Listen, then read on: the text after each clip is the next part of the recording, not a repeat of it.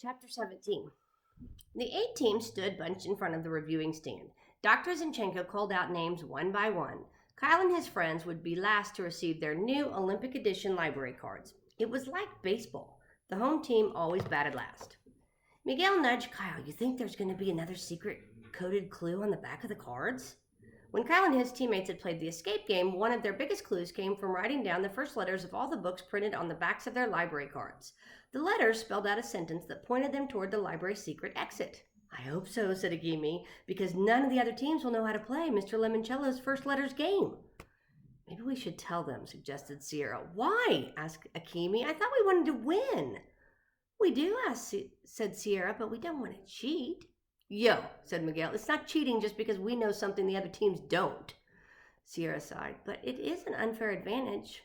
True, said Akimi, but sometimes those are my favorite kind. But remember Mr. Lemoncello's motto, said Sierra, knowledge not shared remains unknown. Which, said Akimi, is exactly how I want this particular piece of knowledge to remain unknown to everybody except us. You guys, said Kyle as the line worked its way forward, let's wait and see. I'd be surprised if Mr. Lemoncello gave us the same kind of clue twice. He never does it in his board games. Finally, Team Kyle's name was called, and Dr. Zinchenko handed them 4 cards. Your library cards will grant you access to all the rooms and areas where we will be playing our 12 games. The winner of each game will receive a very special medal. The team with the most medals at the end of the week will be declared the winner, if not the champion. Huh? Said Miguel. Isn't the winner automatically the champion? Perhaps, Dr. Zinchenko said mysteriously. Perhaps not. It all depends. Don't you agree? Miguel shrugged. I guess. Kyle wasn't paying attention to Dr. Zinchenko. He was too focused on the fact that the library cards were once again numbered.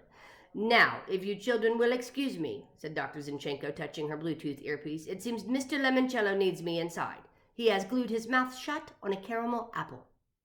Dr. Zinchenko hurried into the motel. The players on the 7 other teams had already headed into the dining area off the lobby, where waiters were serving hamburgers, hot dogs, potato chips, s'mores, ice creams, cake, candy bars, cookies, caramel apples, and coconut cream pie. There is also fruit, Mr. Lemoncello had announced, for those who do not wish to be bouncing off the walls all night, as I will be.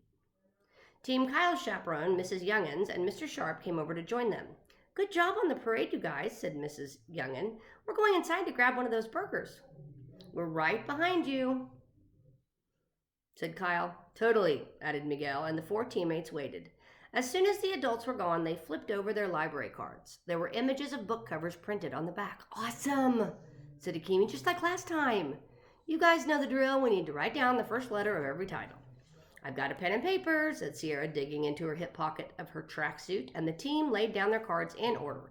2 cards had 3 illustrated book covers on their back, and 2 cards had 4. Card number 1, The Candy Makers by Wendy Mass, Holes by Louis Satcher, Inside Out and Back Again by Thana Lai. Card number 2, Splendors and Glooms by Laura Amy Schlitz, Incident at Hawks Hill by Alan W. Eckert, Chabanoo, Daughter of the Wind by Suzanne Fisher Staples, Nothing But the Truth, a documentary novel by Avi. Card number 3, One Came Home by Amy Timberlake, The Year of Billy Miller by Kevin Henkes, A Long Way from Chicago by Richard Peck, and Crisscross by Lynn Ray Perkins. Card number 4, Lizzie Bright and the Buckminster Boy by Gary D. Schmidt, Uncle Tom's Cabin by Harriet Beecher Stowe, Elijah of Buxton by Christopher Paul Curtis. Okay, said Kyle. That's THISISNOTACLUE. Miguel gave it a quick shot. Thigh sis and taco Lou? Huh? It's like you're at KFC and you're ordering some original recipe dark meat plus a taco for your sister, Luis. Or maybe you know the guy behind the counter and his name is Lou. Akimi rolled her eyes. Seriously, Miguel, they don't have served tacos at KFC. Yeah, they do if it's a KFC Taco Bell combo store, which sometimes they are. I don't think the first letters game is going to work for us this time, said Sierra, and she showed them what she had written down on her slip of paper. This is not a clue. Oh, said Miguel. Did not see that coming. Kyle, on the other hand, sort of had. He knew nothing about winning these Olympic Games. Would be easy.